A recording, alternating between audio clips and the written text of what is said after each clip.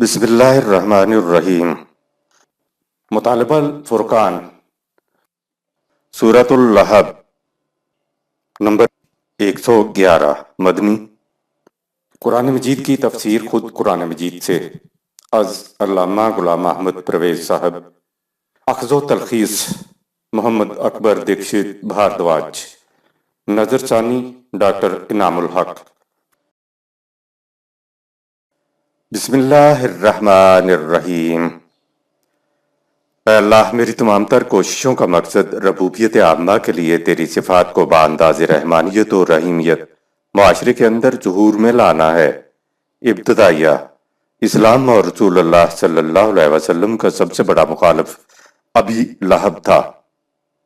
دین خداوندی کے مخالفین تو ہزاروں تھے، لیکن قرآن کریم نے صرف ایک مخالف کا نام لیا ہے، نام بھی نہیں لیا ہے بلکہ اسے صرف کنیت سے ہی پکارا ہے، اور وہ مخالف ہے ابی لہب۔ سوال یہ ہے کہ ان ہزاروں میں سے چن کر اس کا نام کیوں لیا گیا اور اسے نام کی بجائے کنیت سے کیوں پکارا گیا؟ یہیں سے یہ بات نظر آئی کہ نظام خداوندی کی سب سے بڑی مخالفت اسی کی طرف سے ہوا کرتی تھی۔ ابی لہب کنیت تھی اور نام عبد العزیٰ بن عبد المطلب تھا۔ یہ نبی اکرم صلی اللہ علیہ وسلم کا حقیقی چچا تھا۔ عربی میں لہب شعلہ خیزاگ کو کہتے ہیں۔ اس کے مزاج میں بڑا اشتعال تھا، شعلہ خیزی تھی۔ دراصل جس طبقے سے اس کا تعلق تھا اس میں سبھی کے مزاج میں بڑا اشتعال ہوتا ہے۔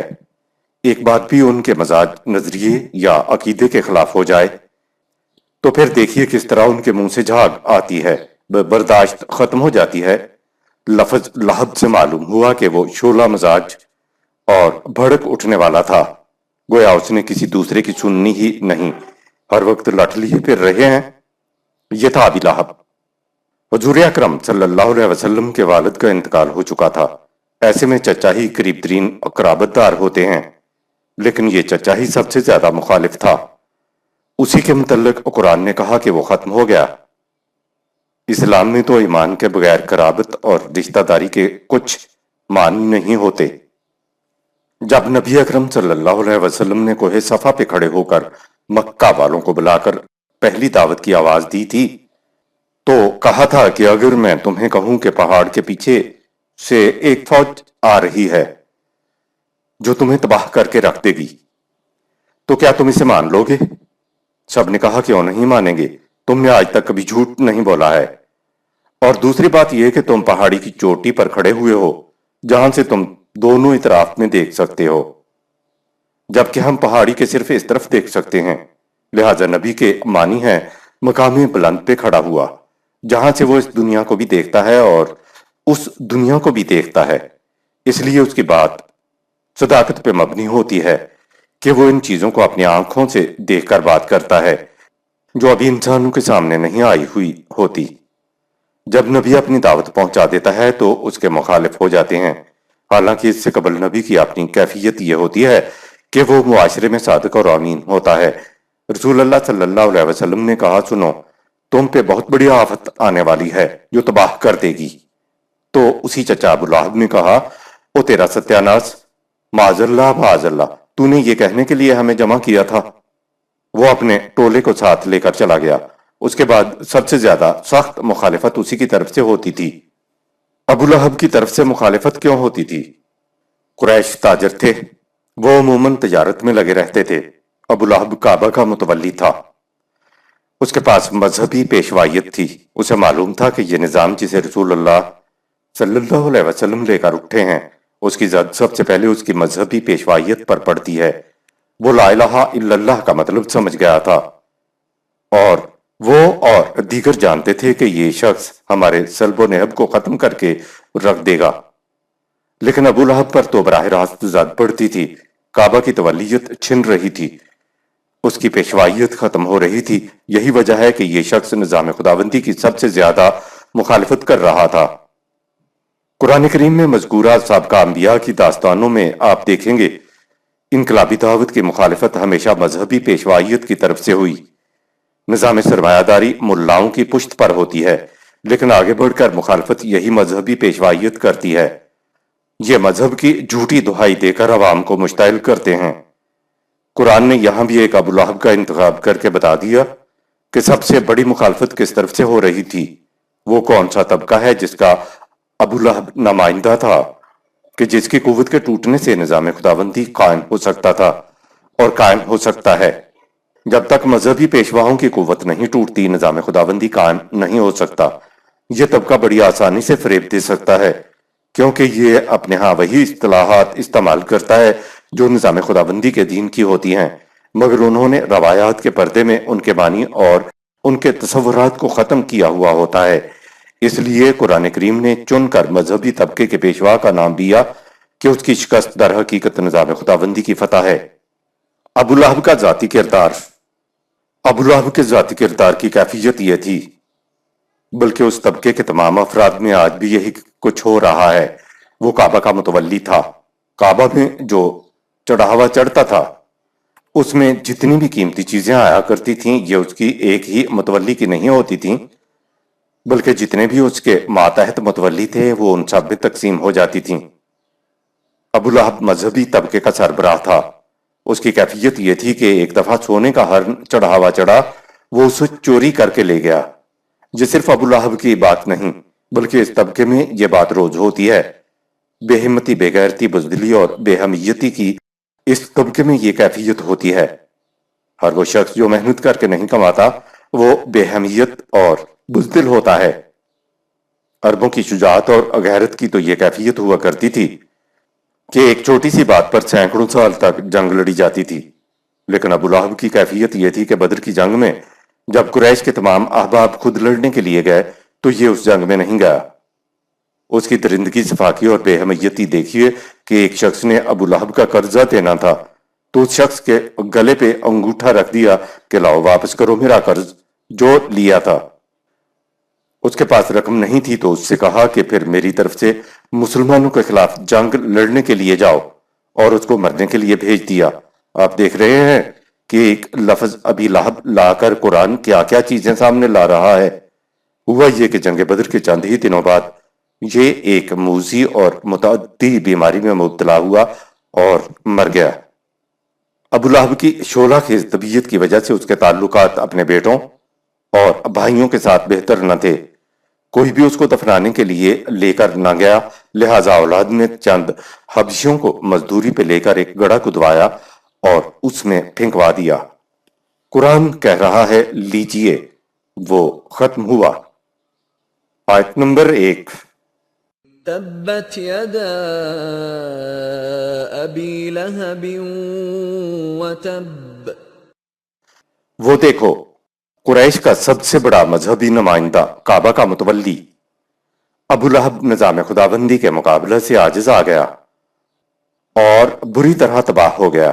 یہ تباہی کسی ایک فرد کی تباہی نہیں تھی، بلکہ در حقیقت یہ اس نظام معاشرت و تمدن کی شکست تھی جس کا ابو لہب نمائندہ تھا، یعنی مذہبی پیشوائیت کی شکست تھی۔ آیت نمبر 2۔ ما اغنى عنه ماله وما كسب۔ اس کا کمایا ہوا مال و دولت جس کے بالبوتے پر وہ اتنی سخت مخالفت کرتا تھا اس کے کسی کام نہ آیا۔ سورہ 69 آیات 27-28، سورہ 92 آیت 11، سورہ 96 آیت نمبر 7۔ آیت نمبر 3۔ سيصلى نارا ذات لهب۔ تم دیکھو گے کہ وہ کس طرح جہنم کی اس آگ میں جا گرتا ہے جس کے شعلے بڑے تباہ کن ہیں۔ ذات لہب، وہ خود ابو لہب، دیکھو وہ ابھی کس قدر شعلہ خیز آگ کی نظر ہو جاتا ہے۔ آیت نمبر 4۔ وامرأته حمالة الحطب۔ اور اس کے ساتھ ہی اس کی بیوی بھی جو جگہ جگہ لگائی بچھائی کر کے جہنم کے ایندھن کو اپنی پشت پر لادے لادے پھرتی تھی۔ حمالۃ الحطب کا مفہوم عام ترجمہ تو یہی ہے کہ ایندھن کو اپنی کمر کے اوپر لاد کر لانے والی۔ قرآن کریم جہاں زن و فرزند کو بیوی بچوں کی وجہ زینت قرار دیتا ہے، وہیں یہ چیز بھی کہی ہے کہ یاد رکھو یہ تمہاری زندگی میں سب سے بڑا فتنہ بھی ہو سکتے ہیں۔ انہیں قرآن کریم نے عدو لکم سورہ 64 آیت 14 بھی کہا ہے۔ یہ تو ہم سب کے تجربے میں ہے کہ انسان ہزار قسم کی حرص و حوث کا مقابلہ کر لیتا ہے، لیکن جب یہ بیوی بچے آتے ہیں تو انسان ان کی خاطر کتنی بڑی خرابیاں کرنے پر بھی آمادہ ہو جاتا ہے۔ بیوی بچے پھسلنے والی گھاٹی ہے جہاں بڑے بڑے اولو العزم بھی آ کر پھسل جاتے ہیں۔ اب یہ ایندھن اٹھا کے لانے والی کیا چیز ہے؟ علامہ اقبال اپنی کتاب بانگ درا میں اپنی ایک نظم سیر فلک میں کہتے ہیں کہ میں فلک کی سیر پر گیا، جنت کی سیر کی واپسی پر یہ خیال آیا کہ وہ ایک جہنم بھی سنا ہے، اسے بھی ذرا جھانکا جائے۔ گائیڈ فرشتے سے کہا کہ بھئی مجھے ذرا جہنم بھی دکھا دو۔ وہ لے گیا تو وہاں جا کر دیکھا کہ ایک بہت بڑا گڑھا ہے اور وہ بہت ہی ٹھنڈا ہے۔ فرشتے سے پوچھا کہ ہم نے تو سنا تھا کہ اس میں آگ بھڑکتی ہے، لیکن یہ جہنم تو ٹھنڈا ہے، تو وہ آگ کون سی ہے؟ اس پر فرشتے نے کہا کہ اس میں آگ نہیں ہوتی، بلکہ آنے والے اپنا اپنا ایندھن خود اپنی پیٹھ پر لاد کر لاتے ہیں۔ یہی بات حمالہ الحطب میں کہی گئی ہے کہ جہنم کے ایندھن کو اپنی پیٹھ پر اٹھا کر پھرنے والی، یعنی جہنم کی آگ کا ایندھن تو ہم خود اپنی پشت پہ لاد کر لے جاتے ہیں۔ آیت نمبر 5۔ في جيدها حبل من مسد تم دیکھو گے کہ اس کی وہ سرکش گردن جو کسی کے سامنے نہیں جھکتی تھی، کس طرح ذلت و رسوائی کی رسی میں جکڑی جاتی ہے۔ جیدن، جیدہا، عربی زبان میں گردن کو خلق بھی کہتے ہیں، لیکن جو گردن سرفرازی کی ہو، جو اکڑ کر چلنے والی ہو، جس گردن والے کو اپنی شرف و مجد، عزت اور سرفرازی پر بڑا ناز ہو، تو اس کی گردن کو جید کہا جاتا ہے۔ یہاں کہا یہ گیا ہے کہ یہ بڑی شرف و عزت کے حامل گردن یوں اکڑ کر چلنے والی ہے۔ ایسی گردن کے لیے قرآن نے حبل من مسد کہا ہے۔ گردن میں مونج کی رسی بٹی ہوئی رسی، مونج کی رسی چبھتی ہے، لیکن مونج کی رسی میں غلامی کے علاوہ ذلت کا بڑا پہلو ہوتا ہے۔ کہا کہ یہ اتنی بڑی گردن جو آج کسی کے سامنے جھکتی نہیں، بڑی سرفرازیوں سے اٹھی ہوئی ہے، اس کی کیفیت یہ ہوگی، یہ لوگ ذلیل ترین غلامی کے زنجیروں میں جکڑے ہوئے ہیں۔ اعلان کر کے بتا دیا کہ لیجئے، معاملہ ختم ہوا، مذہبی پیشوائیت کی قوت ٹوٹ گئی، ان کو آخری شکست مل گئی۔ سورہ الاخلاص نمبر 112 مدنی۔ بسم اللہ الرحمن الرحیم۔ اے اللہ، میری تمام تر کوششوں کا مقصد ربوبیت عامہ کے لیے تیری صفات کو بانداز رحمانیت و رحیمیت معاشرے کے اندر ظہور میں لانا ہے۔ ابتدائیہ۔ خدا کا صحیح تصور یعنی قرآنی تصور ہی دراصل دین کی بنیاد ہے۔ در حقیقت خدا پر ایمان ہی ایک ایسی چیز ہے جس کو صحیح طور پر سمجھ لیا جائے تو پھر اسلام سمجھ میں آ جاتا ہے۔ جب خدا کا صحیح تصور سامنے آ جائے تو پھر خود معلوم ہو جائے گا کہ مذہب کیا ہے اور دین کیا ہے۔ اصل چیز خدا پہ ایمان نہیں ہے، بلکہ اصل چیز خدا کا صحیح تصور ہے۔ قرآن کی تعلیم کا سب سے بڑا نقطہ ماس کا یہ ہے کہ اس نے خدا کا صحیح تصور انسانوں کو دیا ہے۔ مذہب میں نام تو خدا ہی کا لیا جاتا ہے، لیکن خدا کے متعلق تصور بدل دیا جاتا ہے۔ قرآن نے تو خدا کو ماننے والے تمام انسانوں سے بشمول یہودی و عیسائی، ان سب سے ایمان لانے کا مطالبہ کیا ہے کہ اگر یہ خدا پر اس طرح ایمان لائیں جس طرح تم اے رسول اور جماعت مومنین ایمان لائے ہو، تو پھر ان کو ایمان والا کہا جائے گا اور پھر ہی یہ ہدایت پر ہوں گے۔ سورہ 2 آیت 137۔ یعنی کسی کا یہ کہہ دینا کہ میں خدا کو مانتا ہوں تو یہ کوئی بات ہی نہیں ہے۔ سوال یہ ہے کہ تم کس قسم کے خدا کو مانتے ہو۔ خدا کا ایک تصور وہ ہے جسے مذہب میں پایا جاتا ہے، یعنی خدا کے ہاں نہ کوئی قاعدہ ہے، نہ کوئی قانون ہے، نہ کوئی آئین ہے اور نہ ہی کوئی دستور ہے۔ اللہ بے پرواہ ہے بلکہ لاپرواہ ہے، جو جی چاہے کرتا ہے، جو جی میں آئے کہتا ہے۔ اب کچھ کہتا ہے اور تھوڑی دیر کے بعد کچھ اور کہہ دیتا ہے۔ مذہب کا خدا کے متعلق یہ تصور ایک مطلق العنان بادشاہ کا سا ہے۔ مذہب نے اسے خاصا مہاراجہ رنجیت سنگھ بنا کر رکھ دیا ہوا ہے، یعنی اسے پھانسی دو اور اسے گاؤں بخش دو۔ بقول سعدی، مذہب کا خدا مزاج شاہانہ رکھتا ہے، کوئی گالی دے تو بخش دے اور کبھی کوئی سلام کر دے تو اسے پھانسی پہ چڑھا دے، کیونکہ مزاج شاہانہ جو ہوا۔ مذہب نے کہا السلطان ذل اللہ علی الارض، بادشاہ زمین پر خدا کا سایہ ہوتا ہے، لیکن حقیقت میں مذہب نے خدا کو زمین کے بادشاہوں کا سایہ سمجھا ہوا ہے۔ ہندوؤں کے ہاں راون کے 10 سر ہیں، سوال کرو تو بتاتے ہیں کہ جب راون کا قد 90 فٹ تھا تو سر تو کم از کم 10 ہونے چاہیے۔ کالی دیوی کے 4 ہاتھ ہوتے ہیں کہ صاحب اس نے قتل عام بھی تو کرنا ہے، 1 یا 2 ہاتھ سے قتل عام نہیں ہو سکتا، اس لیے کالی دیوی کے 4 ہاتھ ہوتے ہیں۔ انسانی ذہن کرتا یہ ہے کہ جس قسم کے اس نے انسان دیکھے ہیں، جب اس نے خدا کا تصور قائم کرنا چاہا تو خدا کو ان انسانوں سے ذرا بڑا بنا کے دکھا دیا۔ دراصل مذہب کے سامنے انسان ہوتا ہے، مذہب میں خدا کا تصور دینے کے لیے انسان کو اصل سے بڑا کرتے ہیں، یعنی خدا میں انسانی صفات کو بہت بڑا سا بنا دیتے ہیں۔ اب یوں ہے کہ خدا تخت حکومت پہ بیٹھا ہوا ہے تو یہاں زمین پر بادشاہ تخت حکومت پہ بیٹھا ہوا ہوتا ہے۔ بادشاہ کے گرد امیر، وزیر، مشیر یہ سارے بیٹھے ہوئے ہوتے ہیں۔ کوئی بادشاہ تک براہ راست پہنچ نہیں سکتا، بادشاہ تک پہنچنے کے لیے وسیلے ڈھونڈنے پڑتے ہیں، مقربین کی سفارشیں ڈلوانی پڑتی ہیں، مقربین ان کی عرضیاں جا کر پیش کرتے ہیں، انہیں نذرانے دینا پڑتے ہیں، اس کے حضور میں قصیدے گزارنے پڑتے ہیں۔ آپ دیکھ رہے ہیں یہ خدا کا وہی نقشہ ہے جو ایک مستبد شہنشاہ کا زمین پر ہوتا ہے۔ مذہب نے یہ تصور خدا کا دیا ہے، اس تصور کے تحت انسان کی کیفیت وہی ہے جیسے ایک ڈکٹیٹر کے سامنے رعایا کی ہوتی ہے، ہر وقت ڈرتے کانپتے ہانپتے ہیں۔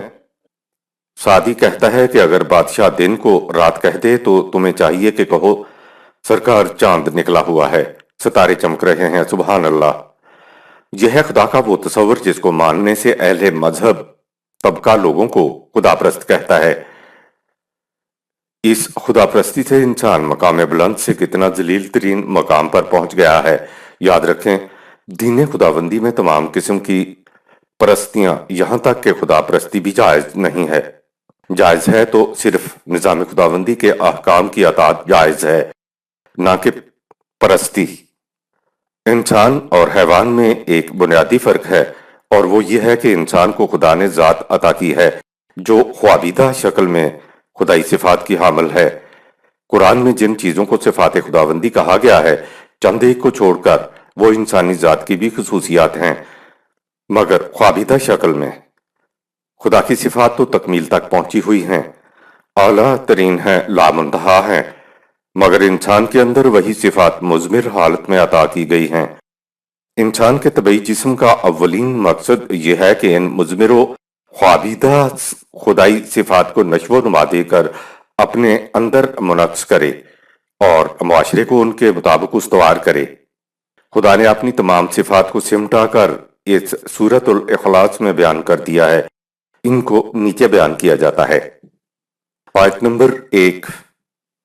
قل هو اللہ احد، اے رسول تم کہہ دو کہ خدا واحد اپنی ذات اور صفات میں یگانہ، یونیک ہے، ان میں کوئی دوسرا شریک نہیں ہے۔ ساری وحدت اسی کے قانون کی کار فرمائی سے ہے، تو انسانوں کو بھی اپنے اندر وحدت پیدا کرنے کے لیے اسی کے قوانین کے مطابق زندگی بسر کرنا چاہیے۔ نمبر 1، قل هو اللہ احد، اس کا ترجمہ کیا جاتا ہے کہہ دے اللہ ایک ہے۔ یہ ٹھیک ہے کہ عربی زبان میں واحد کے لیے بھی ایک آتا ہے، مگر یہاں لفظ احد استعمال ہوا ہے۔ واحد اور احد میں بڑا فرق ہوتا ہے۔ سینکڑوں انسانوں میں سے کوئی ایک انسان آپ کے سامنے آئے تو وہ واحد ہوتا ہے، یعنی ان سب 100 میں سے کوئی ایک آدمی آپ کے سامنے آیا ہے، یا 10 آدمیوں میں سے ہمارے سامنے کوئی ایک آدمی آیا، لیکن احدیت کے معنی ایک نہیں ہوتے بلکہ اس کے معنی یگانہ ہوتے ہیں، جسے انگریزی میں یونیک کہتے ہیں۔ لہٰذا هو اللہ احد کے معنی ہوں گے خدا اپنی ذات میں یگانہ ہے، یونیک ہے۔ یگانہ ہے، یونیک وہ ہوتا ہے جو اپنے اندر وہ کچھ ہو کہ کوئی دوسرا ویسا نہ ہو، اس کے اندر انفرادیت، انڈیویجولیٹی ہوتی ہے۔ یہاں کہا گیا ہے کہ خدا یگانہ ہے۔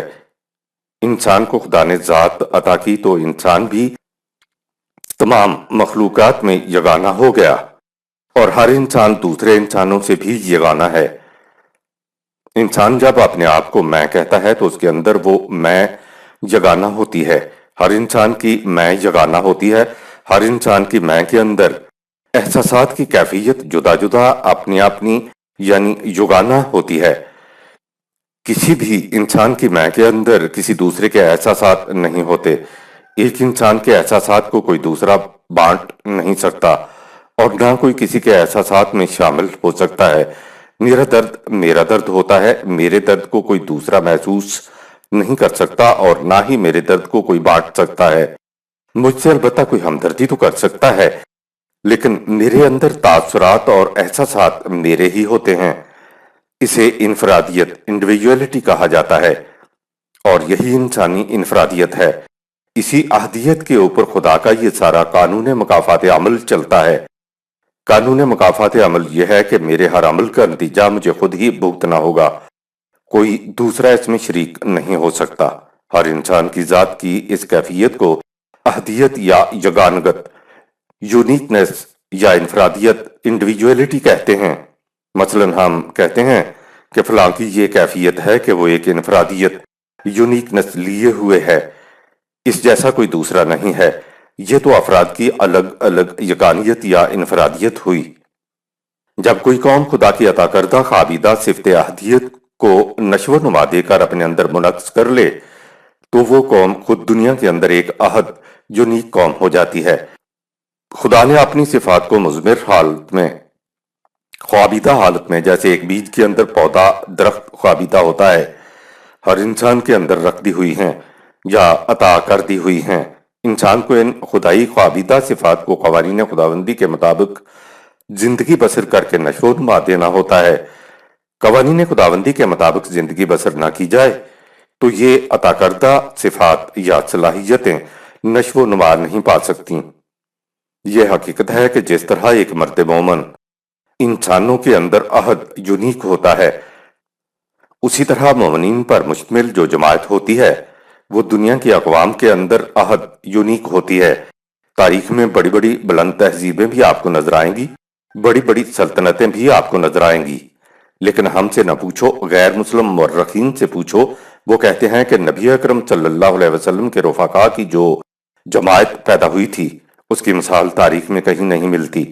قل هو اللہ احد ماننے والی اور احدیت کو اپنے اندر منعکس کر لینے والی جماعت کی خصوصیت یہ ہے کہ پھر اس جیسی جماعت من حیث القل تاریخ میں کہیں نہیں ملتی۔ آیت نمبر 2، اللہ خود سمد، خدا خود مکتفی ہے، یعنی کسی کا محتاج نہیں، جبکہ سب اپنی زندگی، بقا، نشو و نما اور تکمیل کے لیے اس کے محتاج ہیں۔ نمبر 2، اللہ الصمد، ذات کی دوسری بنیادی خصوصیت اس کی صمدیت ہے۔ ہمارے ہاں تو صمد کا ترجمہ کیا جاتا ہے وہ بے پرواہ ہے، وہ بے نیاز ہے۔ صمدیت ایک ایسی محکم چٹان کو کہتے ہیں جو اپنی حفاظت کے لیے کسی کی مدد کی محتاج نہ ہو، لیکن جب چاروں اطراف سے ٹھاٹھیں مارتا سیلاب آ جائے تو ہر شخص اس محکم چٹان کے اوپر پہنچ جائے، وہ سیلاب سے محفوظ ہو جائے، تو یہ ہے صمدیت کہ جو خود اپنی حفاظت کے لیے کسی کی مدد کی محتاج نہ ہو، اپنے پاؤں پر جم کر کھڑی ہوئی ہو۔ حوادث زمانہ کی تلاطم خیز لہریں آئیں تو سر ٹکرا کر پاش پاش ہو کر واپس چلی جائیں اور اس کا کچھ نہ بگاڑ سکیں۔ نیز جب کسی کو کہیں پناہ نہ مل سکے تو یہ اس کو پناہ دے، یہ ہے صمدیت۔ جب کسی فرد میں قوانین خداوندی کے مطابق زندگی بسر کرنے سے صفت صمدیت منعکس ہوتی ہے تو سوچئے کہ اس کے اندر کتنی بڑی حریت اور آزادی آ جائے گی، اپنے لیے کسی کا محتاج نہ ہو اور ہر محتاج کے لیے یہ آسرا بن جائے۔ اور جب دنیا میں اس قسم کی کوئی قوم وجود میں آ جائے تو پھر حوادث زمانہ کے تلاطم میں ڈوبنے والے انسانوں کے لیے یہ چٹان کی مانند قوم جو کچھ کرے گی اسے آپ سمجھ سکتے ہیں۔ یہ ہے اللہ الصمد۔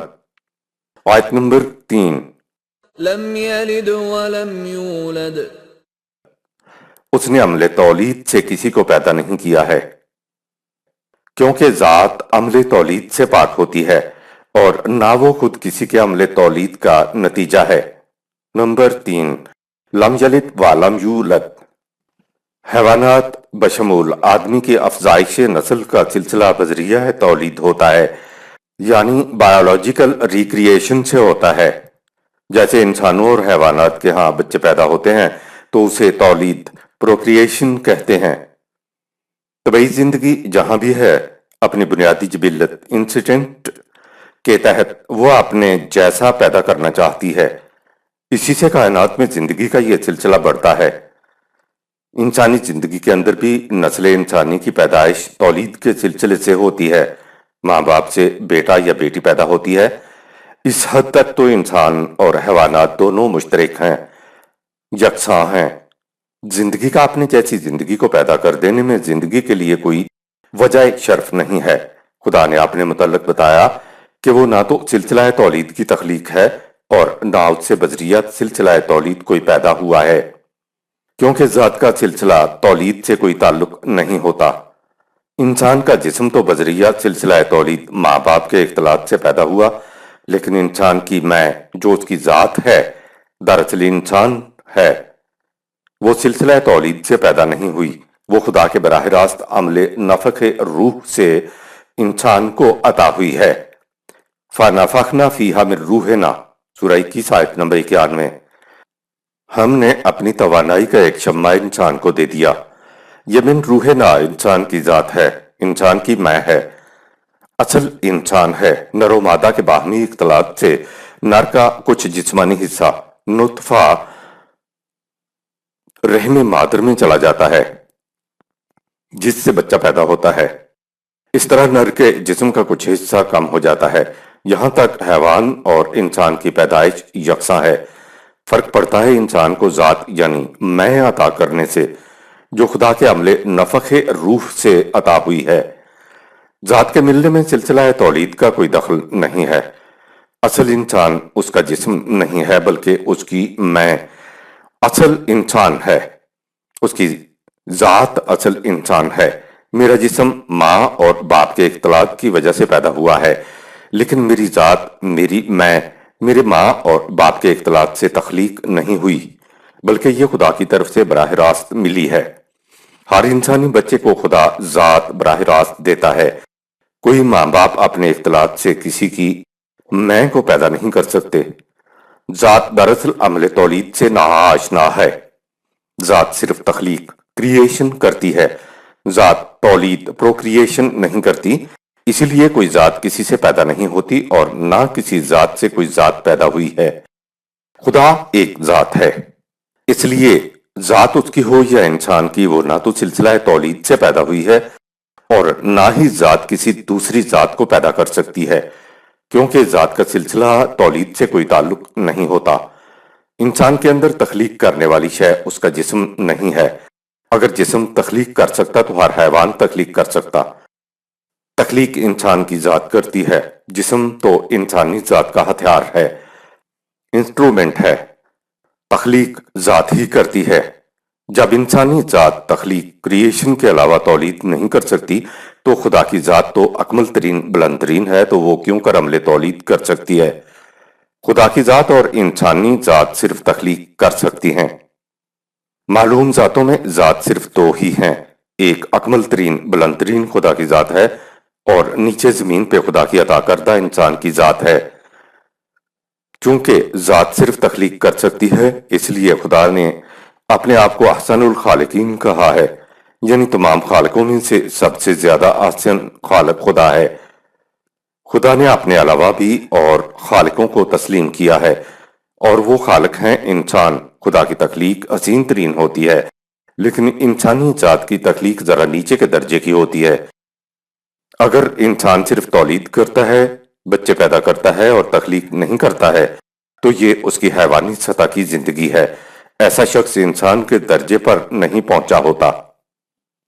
تخلیقی جوہر سے ہی انسانیت کا شرف ہے، اسی جوہر کی وجہ سے یہ واجب التکریم ہے۔ یہ ٹھیک ہے کہ حیوانی تولید کا سلسلہ افزائش نسل کے لیے ضروری ہے، مگر یہ وجہ شرف انسانیت نہیں ہے۔ شرف انسانیت یہ ہے کہ تم نے کیا تخلیق، کریٹ کیا ہے۔ جو قوم تقلید کے بندھنوں میں جکڑی چلی آ رہی ہو، اس میں تخلیق کا تصور ہی نہیں پیدا ہو سکتا۔ تخلیق کے پابند تو حیوانات اور نباتات ہیں۔ تخلیق تو نئی چیز پیدا کرنے کو کہتے ہیں۔ جس قوم میں نئی چیزوں کی اختراع حرام قرار دی جائے اور ہر جمعہ کے خطبہ کے اندر اعلان کیا جائے کہ کلو بدعتن ضلالہ، ہر نئی چیز گمراہی ہے، تو اس قوم میں تخلیق کیسے آ سکتی ہے؟ حیوانات و نباتات مقلد ہوتے ہیں۔ انسان کے لیے تقلید وجہ ضلالت ہے اور وجہ تضلیل ہے۔ جس قوم میں جوہر تخلیق ہوتا ہے تو اس سے ہر روز کئی نادر کارنامے وجود میں آتے رہتے ہیں۔ علامہ اقبال اپنے انداز میں کہتا ہے کہ تو زندگی کے اندر کوئی تخلیقی کارنامہ کر جا، ملا کی شریعت اگر اس کو گناہ قرار دیتی ہے تو مت گھبرا، یہ تخلیقی کارنامہ ثواب ہے۔ ہمارا خدا کے ساتھ تولیدی تعلق نہیں ہے، جبکہ ہمارے انسانوں سے جتنے تعلقات ہیں وہ سارے تولید کے ساتھ جڑے ہوئے ہوتے ہیں۔ علامہ اقبال کہتے ہیں کہ تم اس سے اونچے ہو جاؤ۔ اپنے بچے کو تو بکری بھی پال لیتی ہے، اگر انسان بھی اسی میں گر جائے تو یہ میرا بیٹا یا بیٹی ہے تو سمجھ لو کہ خدا کی صفت تخلیق تم میں نہیں آئی ہے۔ نسل کا تصور خالص تولید پر ہوتا ہے۔ اب تم اپنی قوم نسل کی بجائے ایمان کی بنیاد پر تعلقات بناؤ۔ ایمان پہ قوم یا امت بنانا تخلیقی چیز ہے۔ ہم خدا کے جنے ہوئے بیٹے نہیں ہیں، لیکن اس نے پھر بھی اپنی صفت تخلیق کے تحت ہمارے ساتھ ربوبیت عالمینی کا تعلق رکھا ہوا ہے۔ وہ کہتا ہے کہ تم بھی تولید سے، نسل سے بلند ہو کر انسانی دنیا میں نظام ربوبیت عالمینی قائم کرو۔ سورہ 1 آیت نمبر 1۔ اپنے بچوں کو تو ہر حیوان پال لیتا ہے، تم تمام انسانوں کے بچوں کو اپنے بچے سمجھو اور ان کو پالو۔ ایسا کرنے سے تم خدا کی صفت تخلیق سے ہم آہنگ ہو جاؤ گے۔ یہ ہے لم یلد ولم یولد۔ آیت نمبر 4۔ وَلَمْ يَكُنْ لَهُ كُفُوًا أَحَدٌ۔ اس کا ہمسر، مثیل اور نظیر کوئی نہیں ہے اور نہ ہو سکتا ہے۔ نمبر 4، وَلَمْ يَقُلْ لَهُ كُفُوًا أَحَدٌ۔ ترجمہ ہے اس کا ہمسر، مثیل اور نظیر کوئی نہیں ہے، اس جیسا ہو ہی نہیں سکتا۔ کسی شے میں خدا کی نظیر یا مثیل ہونے کے متعلق قرآن نے کہا لیسا کمثلہ شیء، سورہ 42 آیت نمبر 11۔ کائنات میں کوئی شے اس جیسی نہیں ہے۔ اگر انسان خدا کے متعلق کوئی بھی تصور کرے تو وہ خدا کے کسی نہ کسی صفت کا پرتو تو ہو سکتا ہے، لیکن خدا کا اصل پرتو اور خدا خود اس سے بڑا اونچا ہوگا۔ وہ پرتو، وہ تصور خدا کی نظیر و مثیل نہیں ہوگا۔ وہ تو ساری کائنات میں لیسا کمثلہ شیء ہے، لہٰذا اس کے ماننے والے عبد مومن کے اندر بھی خدائی صفات بحد بشریت ہونی چاہیے۔ ان صفات کو بحد بشریت نمود کے لیے خدا نے قوانین عطا کیے جن کے مطابق زندگی بسر کرنے سے انسان میں خدائی صفات کی نمود ہوتی ہے۔ یہ صفات جب کسی فرد میں نمود کرتی ہیں تو دوسرے افراد میں وہ صفات اس نظیر و مثیل کی نہیں ہوتی۔ پھر جب ان خصوصیات کے حامل افراد پر مشتمل قوم ہو تو اس قوم کی کیفیت یہ ہوگی کہ وہ بے مثال و بے نظیر ہوگی۔ یہ جو سورہ النصر میں اذا جاء نصر اللہ کہا ہے، یہ جو دروازے کھلے، یہ جو مخالفین کو شکست ہوئی، تو یہ یوں ہی نہیں ہو گئی تھی، بلکہ اس کی وجہ یہ ہے کہ اے جماعت مومنین، تمہارا خدا کے متعلق تصور قرآن کے مطابق درست تھا۔ اس سے تمہارے ذاتی جوہر بھی بے نظیر و بے مثیل ہو گئے تھے۔ تم نے اپنے صحیح تصور کے ساتھ قوانین خداوندی پر عمل بھی کیا تو قوانین میں پوشیدہ قوت تمہاری قوت بن گئی، اس لیے تمہیں فتح ملی اور اسلام کے لیے مزید دروازے کھل گئے۔ خدا کے صحیح تصور نے یہ سارا کچھ دیا جو آج اے جماعت مومنین تم دیکھ رہے ہو۔ خدا پر تو آج تقریباً تمام دنیا ایمان رکھتی ہے، لیکن خدا کا صحیح تصور سامنے نہ ہونے کی وجہ سے صحابہ اکرام جیسے ذاتی جوہر آج کسی قوم کے اندر نہیں ہیں۔ دنیا میں چند تحریوں کو چھوڑ کر باقی سب خدا کو ماننے کے مدعی ہیں، لیکن خدا کوئی محسوس شے نہیں کہ اسے دیکھ کر ہر ایک جیسا مانے۔ وہ تو غیر مرئی، غیر محسوس اور ادراک و شعور سے بلند و بالا ذات ہے۔ اس لیے خدا کو ماننے سے مطلب یہ ہوتا ہے کہ تم خدا کے متعلق ویسا تصور رکھو جس کا تعارف اس نے قرآن کریم میں اپنی ذات سے متعلق کرایا ہے۔ یہ خدا پہ صحیح ایمان کہلائے گا۔ قرآن کے دیے گئے تصور سے ہٹ کر تصور رکھو گے تو یہ خدا کے ہاں قابل قبول نہیں ہوگا۔ خدا کے متعلق پیش کردہ تصور کہیں اور نہیں مل سکتا۔ جو قوم خدا کے متعلق قرآنی تصور رکھے گی اور ساتھ ہی قوانین خداوندی پر عمل پیرا ہوگی تو اس قوم کے اندر بھی خوابیدہ شکل میں عطا کی گئی صفات خداوندی نشو و نما پا جائیں گی، اور پھر کوئی دوسری قوم صفات خداوندی کے حامل قوم کے ہمسر مثیل اور نظیر نہیں ہوگی۔ چار کلمے دوہرا دینے کا نام ایمان نہیں ہے۔ ایمان نام ہے خدا کے قوانین کی محکمیت پر یقین۔ جب کسی سائنسدان کو یقین حاصل ہو جائے کہ یہ قانون ایسا نتیجہ پیدا کرے گا تو پھر وہ اس کے لیے اپنی جان جوکھوں میں ڈال دیتا ہے۔ جب تک اپنے تجربے کو کامیابی پر نہیں پہنچا دیتا، تجربے کرتے ہوئے نہیں رکتا ہے۔ اگر اسے یہ یقین ہی نہ ہو تو وہ اپنے تجربے کو چھوڑ دیتا ہے۔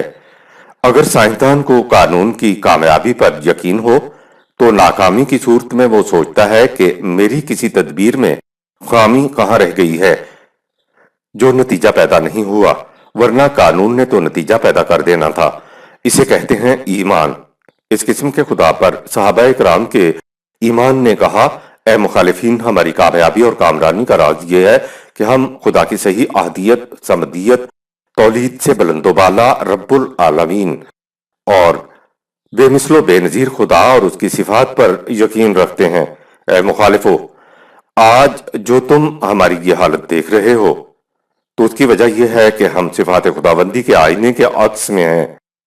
ہم سے صفات خداوندی بحد بشریت منعکس ہو رہی ہیں، لہٰذا جو قوم بھی اپنے ذاتی جوہروں کی نشو و نما قوانین خداوندی کے مطابق کر لے گی تو اس کی حالت یہ ہو جائے گی۔ خدا نے کہا کہ کہیں خالص مادی اسباب کے اوپر نہ رہ جانا۔ سارے مادی اسباب تو لیبارٹری میں موجود ہوتے ہیں، لیکن اگر سائنسدان کے پاس قانون لا نہیں تو مادی اسباب کچھ نہیں کیا کرتے۔ یہ مراحل طے کرنے کے بعد اب امت مسلمہ باقی اقوام عالم سے منفرد ہو گئی، کیونکہ ان کی کامیابی و کامرانی کی بنیاد اس ایمان خداوندی کے اوپر ہے، اور خدا پہ ایمان بھی وہ ہے جو قرآن پیش کرتا ہے۔ صدق اللہ العظیم۔ سورہ اخلاص اختتام پذیر ہوئی۔ شکریہ۔